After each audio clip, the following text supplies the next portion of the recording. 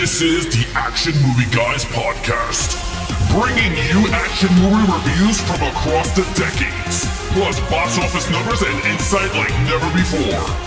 And now, your hosts of the Action Movie Guys podcast, Alex and Nate. Welcome, everyone, to a brand new episode of the Action Movie Guys podcast, episode 311, like the rock band, 311. Hey. Anyway, we're up to the final Mad Max film. Now, this is starring a new guy as Mad Max, but we're going to talk about that during our review. We're going to start reviewing today Mad Max Fury Road from 2015. I'm your host, Alex Figueroa. My co-host is Nate from Netflix Reviews. All right, Nate, give everybody who's our special guest today. So, we have a very special guest today. You guys know later this year, we started bringing on a third wheel, if you will, to our normal couple. We brought in a third wheel, and it's been a lot of fun having all these different guests come through. This week, we're very fortunate to have one of our good buddies. We've worked with him on a lot of other stuff, but this is his first time on the podcast. His name is David from the 4K Lowdown. David, please say hello to everybody and where they can find you. Hello, everybody. Yeah, you can find me on the 4K Lowdown's YouTube page, also on Instagram, Letterboxd, Facebook, and all that jazz. So definitely check us out. Check him out. He does a live show. He does unboxing videos, town hall, all kind of good stuff. Mystery Monday reviews. So go check him out. If you're not already subscribed, make sure you subscribe. He's a good guy. He's our buddy, and he's going to talk some action with us. And he does, if you guys are into supernatural he's haunted. David and his friend do some like ghost busting. And I know about ghost busting because I bust and it makes me feel good. Busting makes me feel good. That's what it is. David, let everyone know about your supernatural podcast that you do. Yeah, that's called Spirits with Spirits, also on YouTube and Facebook and Twitter and all that good stuff. And basically what we do is we drink alcohol and talk about the paranormal. Ghosts, Bigfoot, aliens, all that the jazz. Loch Ness Monster dude. They do a seance with their beer. And we do a live show every Friday night. There you have it. On Black Sundays. So he could talk movies with you, and he could talk demons with you. Whatever you want. Either one. Okay. And if you have Deliver Us from Evil, then I can talk both. There you go.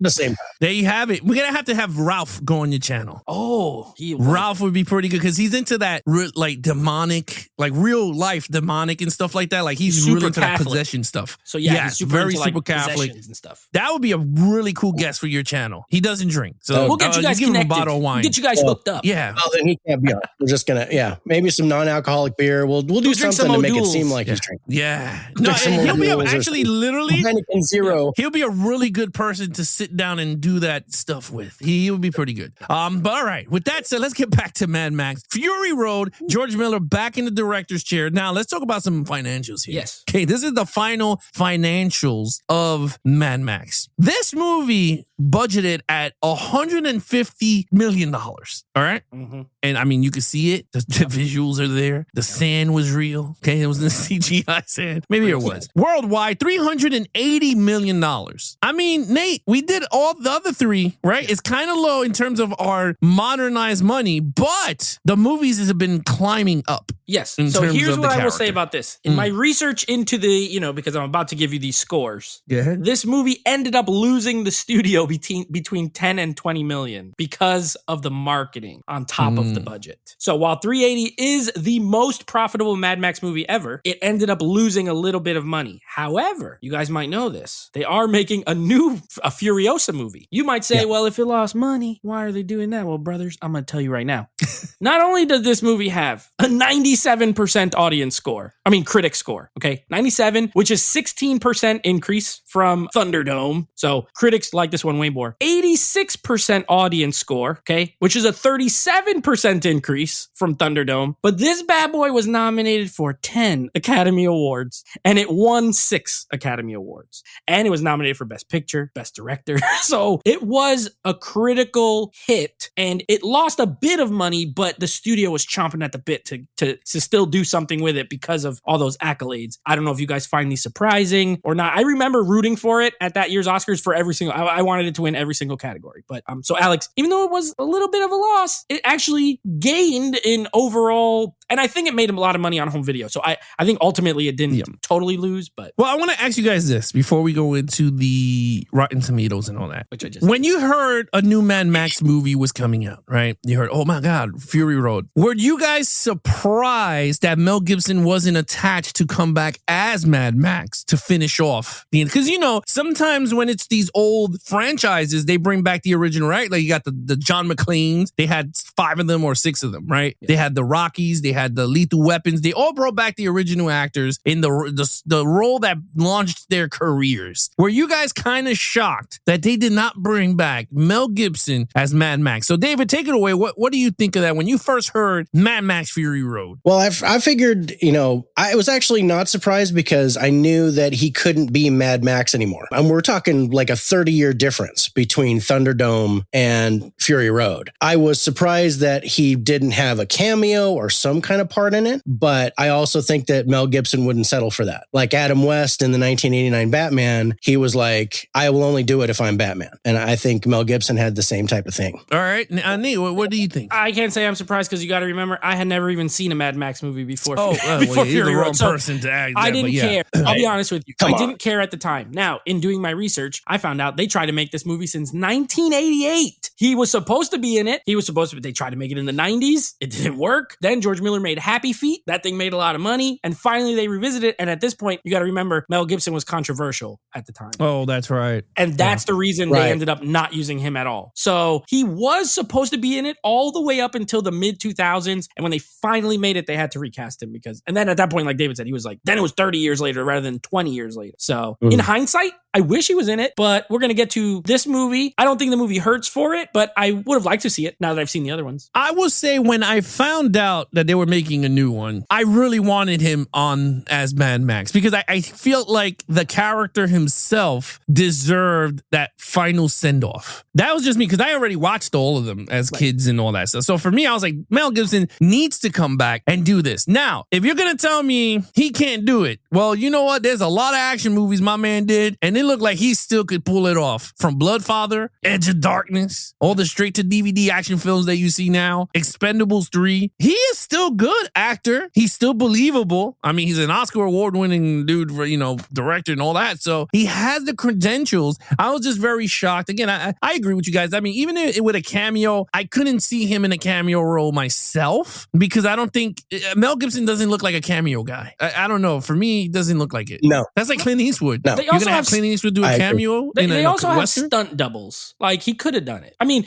let's be honest. The next movie we're going to review next episode had a really old guy in it, and it didn't hurt for it. So I'm pretty sure Mel could have done it. In that, to your point, I agree with you. No, because remember, me and you talked about it in Beyond Thunderdome. There's a scene that he has long hair, and I'm like, man, you could just did that in Fury Road too. He had the long white hair with the same leather jacket, just look more bulky and stocky, like if he's been, lifting V engines to lift weights. But anyway, that's our sense in that. All right, let's take it away. Lead character, Mad Max. Now it's a new character. Tom Hardy is playing Mad Max. This is the legendary role that kicked off my man Mel Gibson's career. All right, David, you're going to kick it off since you're the special guest. You know how it works here. All right, go ahead. Take it away. What do you think of Tom Hardy's first outing? I think Tom Hardy did a good job. He sounded a lot like Bane in the movie, which was a little disappointing, but I kind of understood it. I liked the action. I liked what he did, the show of emotion in his eyes. So yeah, if I'm going to give that a score, I'm going to give it a 4 because I think he was good, but not great, because I left comparing him to Mel Gibson the whole time. Yeah, I get it. Okay. Well, I thought Tom Hardy was very good. He's an actor that I like. He did the low talking, but he did sound like Mel Gibson at times, like the Australian, how Mel Gibson sounded in those movies. And maybe it's just because I watched them all close together. I have it. But I will say this, in going on this journey, this character functions the exact same way he functioned in the last 2 movies. Yeah. He shows up as in the beginning and is sucked into this thing he wants nothing to do with, is forced to, it's the same arc as far as and look how the movie ends with him in a crowd walking away like, I'm out of here. We're off into the sunset. So it's not, as far as development, there's none. I do like how they tied in one thing I do like is the whole thing with the dead kid where he keeps seeing his dead son and he's like, that line he talks about being hunted by these people and haunted by the people he couldn't save. Like that gave a little bit more meat to him, but even still, I don't think it was amazing. I did factor in Furiosa, by the way, because I feel like it's almost as much her movie as Hardy's movie. I thought she's a she's a great character, but I still gave it a 4. I did score Hardy overall. If it was both combined, I would probably go 5 because I enjoyed the both of them together. But for Hardy, 4, I agree with David. Yeah, I agree with all of you guys. I give it a 4. I agree with Nate. One thing, watching these all back to back, you kind of see that. Well, the good thing is that when they wrote the script, it felt like Mad Max. Like they didn't change him and they didn't make him a super action-packed guy like they always do when they revamp these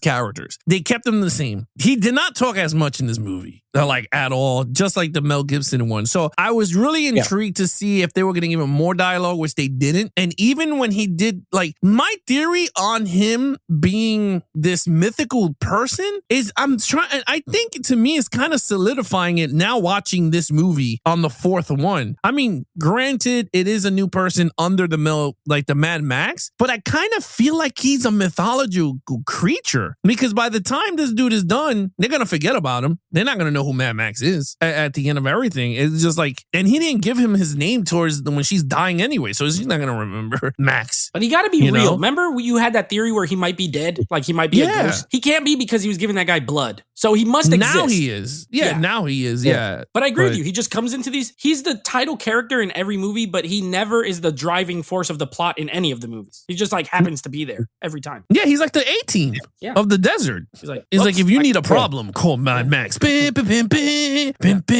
Or force me into it against my will. That's pretty much what happens every time. Yeah, like he is like, you know what's crazy? He's the movie version of Jack Reacher. Is the same thing. He goes to another state to look for whatever, and all of a sudden he's in the middle of a freaking conspiracy, and he has to solve it now because he's like a police, army police person or whatever it is. Yeah, military police. Yeah. So like, I feel like he's like the movie version of that character, but just a post-apocalyptic.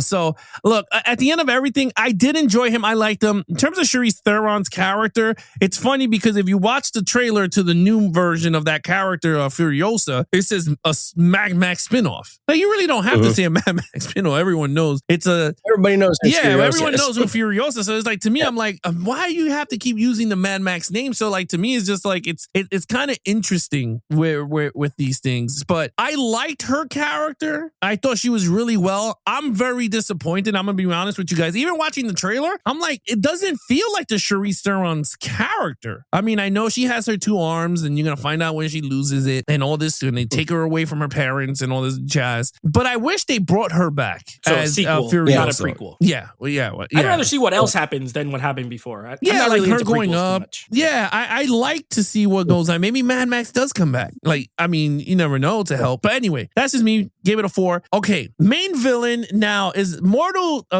Joe, right? Immortal Joe. Immortal Joe.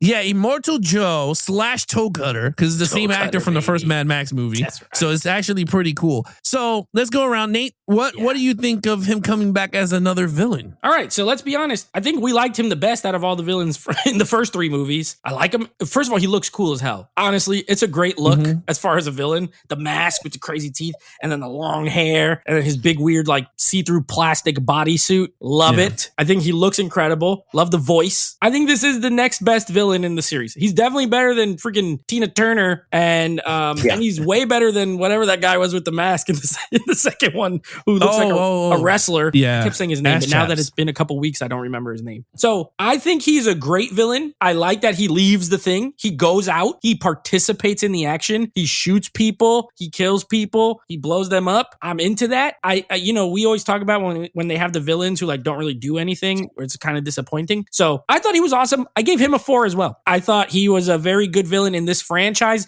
that doesn't have great villains. He's more memorable than maybe any of the other ones, to be honest. Yeah. All right, David, what do you give it? Yeah. Oh, definitely. I agree with everything that Nate said. I think Immortan Joe was an awesome character, a creepy, just visceral, really just, cultish. And it was, I liked how they did it. And I also want to throw a nod to my buddy Nathan Jones, who played Rictus Erectus or something like that. Big, tall guy. I used to wrestle with him. Oh, nice. So because of him adding to it, I'm going to actually go 5 for the villain. I think really creepy. I love that the whole group going after him. I thought that was awesome. So yeah, I'm going to go 5 for villain. I ain't mad at it. Yeah, it's funny because this is the most villainies that we got in all the Mad Maxes, right? Like, because you got, I mean, the Road Warrior, you got them, but there wasn't as bunches because remember, this was in the 80s, so they didn't have much extras. They didn't have much money to get more extras and vehicles and all that stuff. Now they spent $150 million on the budget, so they could get tons of people, which they did. I'm gonna go with David on this. I'm gonna give it a 5 because look, let me just tell you, my man had a rig with a dude playing guitar and on a bungee cord. No eyes. That is the best shit I ever seen in a damn That's movie. the best guitar ever. Yeah, and then he has flames coming out, and then the dudes in the back are hitting drums, and I'm like, holy shit! How much electricity is that one vehicle pumping the whole way? And I was like, I loved it. That's the best road music ever. And I think, I mean, all jokes aside, like I think the designs of these villains were outstanding. I thought they had a purpose. I love the ones that had the stick that did the for the second. Was it the second movie? They had the stick that bends and that was this one. And that was this one, right? Yeah. I thought that whole sequence was pretty cool. Immortal Joe, though, my man is pretty cool. They blow baby powder on his back for some damn reason. They got all them boils. Maybe. I mean, wearing that thin ass plastic thing to cover his boils. Yeah, I thought that was pretty cool. Then you have David's boy when he was like, I had a baby brother. He was perfect in every way. Yeah. He was perfect in every way. He picked up a whole V8 engine, and I was like, this dude is crazy. Like, pulled it right out of the truck. Yeah, he ripped it out. So, like, to me, I think like the whole mythology of the whole, like, if they died, they go to Valhalla and all that Viking shit. They made it all up just to get them to do stuff. I liked it. And again, Mortal Joe is really cool. He bangs the hot chicks, tries to make good, babies and stuff, and then he goes out and does stuff. And he has a big wheel, bro. Like a big wheel rig. I'm like, that you can't ask for that. That shit is awesome. And come on, you have a theme song everywhere you go, bro. That's crazy. Imagine a theme song. See, Nate, that's what I'm talking. That's what we got to do. We got to have a big reel playing our theme song. It goes, like a big horn, like a big on the top of the car. Nothing but speakers behind it. A big geezer flicks there. We have Ralph playing. Yeah. Have Ralph playing. That's what we'll do. Jay, the immortal Jay. Yeah. I like it. I'm with it.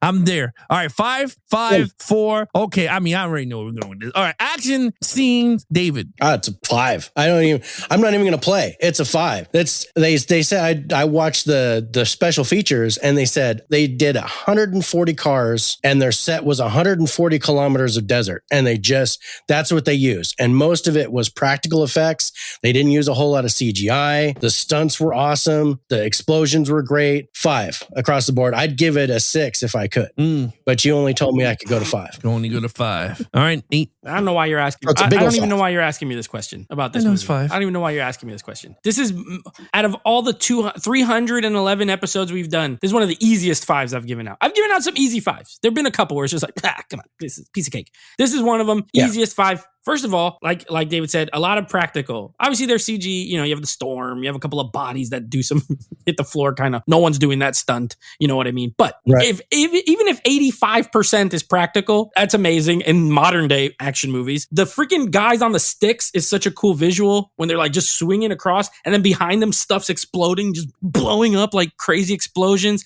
I love the scene with the guys on the motorbikes that are jumping in the air and they're like sniping them out of the air. This got cars, trucks, motorcycles, guns, punching, kicking, everything. It's got every form of action you can have. And the key is that it all looks incredible. It's like extremely well shot, well executed, gorgeous 5. All right. Well, you're not going to do it. I'm going to have to do it. I know I'm going to have to do it. Well, I'm going to give this a 4 plus 1 is 5. Because let me tell you. 4 plus 1.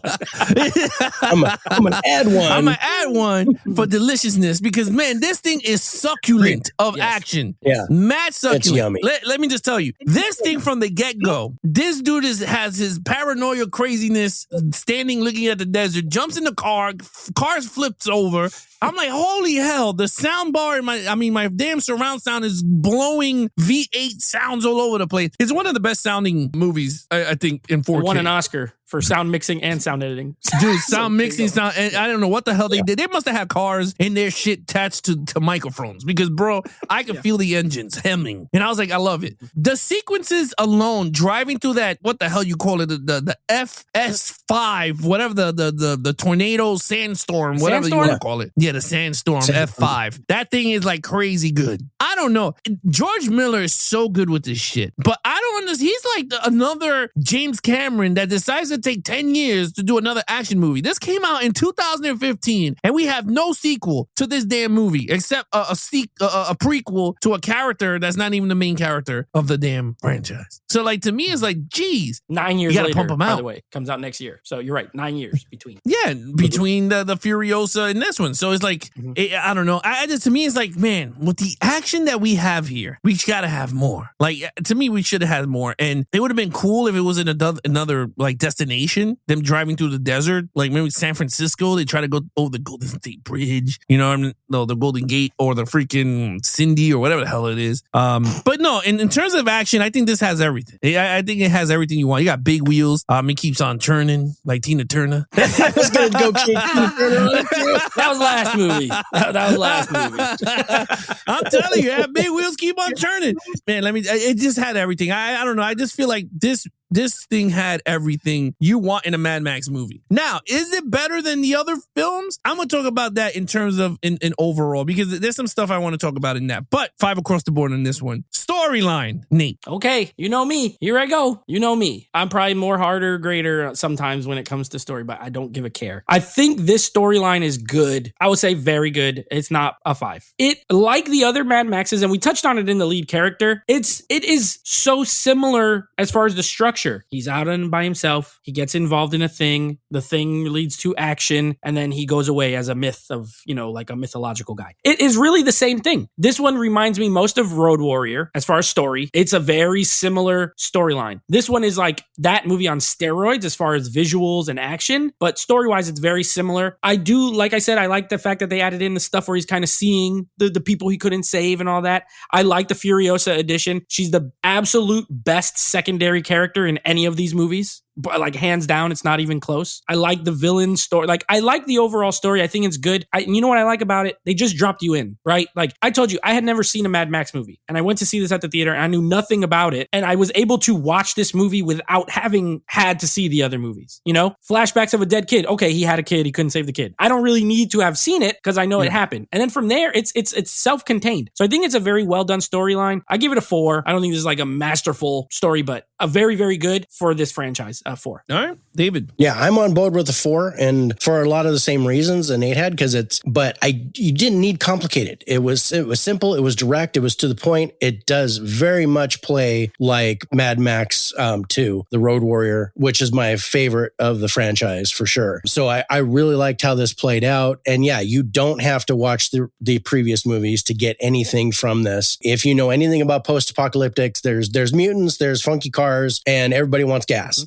So that's the standard plot all across the board. So yeah, I went 4 for storyline. Yeah, I agree. I went with 4 also on this movie. I enjoyed it for what it was. I liked it. I mean, just like David said, this one was a little bit similar. I'm not saying 100%, but it's kind of similar to the second film of the franchise with Mel Gibson. But it was a little bit different in all aspects of the film. I do like the fact that the villain in this one, like, it was like a double negative. He left, like, you got to see him leave, and then he went, oh shit, they got to go back because no one's defending it. Like, holy crap. Like, and I kind of like that because it brought more to the story. Like, it was a long chase, and it was just like, why are they going back? It's like, oh, because it's undefended. It was like, oh shit.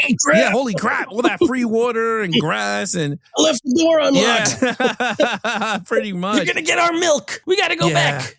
So like our mother's milk. Yeah, so like for me, I felt like the story was fun. It was engaging, but to me, I just love it because this one was truly high octane action film, and I think that's why I kind of liked it because it's high octane. So I got high on that. So I liked it. So I gave it a 4 on that. Okay, overall, David. Overall, this is an interesting. So I'm gonna use a dad joke here. Overall, this movie was like camping because it is intense. So Waka waka.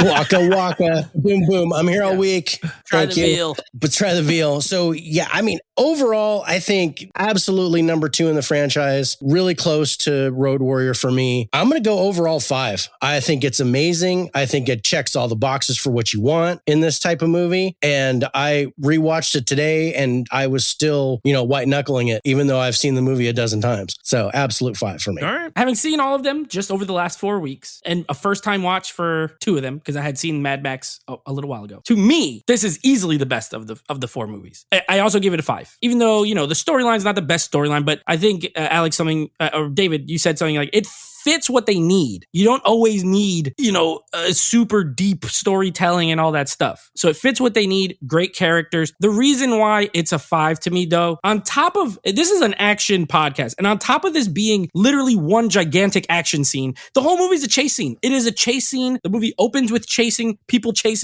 and the movie ends with people chasing people. And then as soon as they get there, the movie's over. Like there is just one big extended chase scene. To pull that off, to be a 2-hour action scene, essentially, with maybe 15, 20 minutes of non-action is incredible. Okay, it looks incredible. This is the best looking Mad Max movie. It's not even close. This is the best sounding Mad Max movie. It's not even close. The score by Junkie XL, I loved it. I remember when it came out, I listened to it on iTunes as far as the score. It's fantastic. The rock music mixed with the traditional sort of movie score. It's a phenomenal movie. Great cast, great everything. So yeah, I give it a 5 as well. Yeah, all right. So I was a little torn with this one. I'm gonna give it a 5 because in terms of this film alone, this movie had everything I wanted. It had a great score, great action, great actors, great characters. Everything felt like you were watching a Mad Max movie. Yes. All right, total points, David. 23. Oh, nice score. Coming in hot. I had a 22. I'm coming in at a 23. Yeah, I'm that's a the low high. man That's a this high week. one. Yeah, you are. That's because You I gave didn't the like villain a 4. That's because I gave that was the only reason. You gave the villain 4. Otherwise, we were all on the same page scores. everywhere else. Yeah, we're all on the same page. Well, Coming up, we are starting off Michael Bay month, Bayhem December, with a little movie called The Rock. So we're going to be covering that. David will be back as a guest for that show. And then, Alex, we're kicking off a new franchise. Now, I don't know how this is going to go because 2 of these movies I haven't seen in forever. One of them I've seen 100 times, and one of them I saw once. So we're going a little sci-fi comedy action with the Men in Black franchise. So we will be doing Lord. Men in Black, Men in Black 2, Men in Black 3, and Men in Black International. That's the one that's really going to be, I saw that once and never again. So I don't know if I like it or not. I will, when we rewatch sometimes, it's happened to both of us. We'll be like, I hate this movie. And then we watch it and we're like, 4. And sometimes we'll be like, I like this movie, 2. So Yeah. you never know. I will say this when it comes to that franchise. I don't watch it much. It's been ages since I've seen the first 3. But I've never seen the part first 4. one like a ton of times. Yes, same Been on here too. TV all But the time. I never seen the Chris Hemsworth version, so this is the first Oh. time watch for me. Okay. Yeah, I refused to see when I saw the trailer. I was like, "Oh man, this looks like shit." And You didn't now, like the Fergie song in the trailer? My London, no. London bridge gonna go down like a London. At least they didn't do what they were going to do, because they were going to merge 21 Jump Street and Men I in remember Black, that. and they were going to do like a 23 Jump Street with the Men in 23 Black Jump Street in guys Black. with Jonah Hill and Channing Tatum, and I'm like, oh, that is going to be a train wreck. So this wasn't much better. I actually wonder now. That might have been maybe- better than Men in maybe I Black would've liked that. International, actually. Yeah, maybe I would have liked Jonah Hill and Channing Tatum as Men in Those Black. movies are funny. I don't know. But- I mean, like I said, I never seen those. I did watch the other 3, so Well, Alex, lucky Yeah. for you, we're going to be doing Men in Black International, so your London Bridge is going to be going down, like Fergie said. Oh, man. Don't tell me she's in the movie. She's not. Cameo. She was just in the trailer. Just the song in the trailer. Okay. But Liam Neeson is in it. No. Yep. Is he like the Secret, new? it's a secret Liam Neeson movie. Yes. I didn't want to It's know a he's in hidden, it's a it. hidden Liam Neeson movie. Liam Neeson month part 3, Men in Black Oh, International. Let's go. Oh Jesus! Wasn't one of them had Michael Jackson? Yeah, the second one. Be Agent M. It's either the Agent- first or Yeah, it was the second. second He one. appears on the screen as an alien. He's like an alien or something. I It, thought. it was the Yeah. second one. Oh, Johnny Knoxville. Oh, okay. I remember that. I do remember that one.